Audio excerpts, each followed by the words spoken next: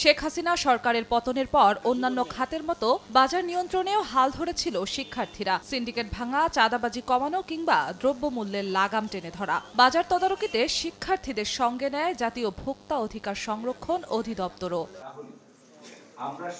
এবার শিক্ষার্থীদের বাজার তদারকিতে দক্ষ করতে কর্মশালার আয়োজন করে ভোক্তা অধিকার। মঙ্গলবার কারওয়ান বাজার টিসিবি অডিটোরিয়ামে ভোক্তা অধিকার সংরক্ষণ আইন 2009 সহ সংশ্লিষ্ট আইনের বিষয়ে জানানো হয় বিভিন্ন বিশ্ববিদ্যালয়ের শিক্ষার্থীদের। ভোক্তা অধিকার সংরক্ষণ অধিদপ্তর কোনো পণ্যের মূল্য নির্ধারণ করে না। নির্ধারিত মূল্যে বিক্রি বা সরবরাহ করা হচ্ছে কি না। এ সময় ভোক্তার ডিজি বলেন, পরিবহন কিংবা বাজারের চাঁদাবাজি বন্ধ হয়নি, ফিরেছে নতুন মোড়কে। বাজার নিয়ন্ত্রণে চান শিক্ষার্থীদের সহায়তা। ওই সময় অনেক কিছু বলা যায়নি।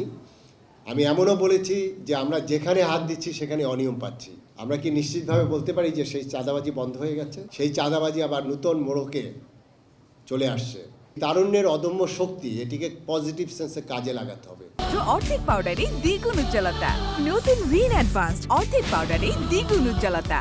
দিক নির্দেশনা পেয়ে শিক্ষার্থীরা জানান, নতুন উদ্যমে থাকবেন ভোক্তার অধিকার নিশ্চিতের লক্ষ্যে। বাজার নিয়ন্ত্রণ, চাঁদাবাজি নিরোধন এবং নানান ধরনের অপরাধ যেগুলোর জন্য জনজীবন আসলে বিপন্ন হয়েছিল, সেসব সমস্ত কার্যক্রম নিয়ে কাজ করছিলাম। আমার সাথে কাজ করতেছে আমার ভলেন্টিয়ার টিম, যারা সবাই আমাকে হেল্প করতেছে এবং তাদেরকে অসংখ্য ধন্যবাদ জানাই।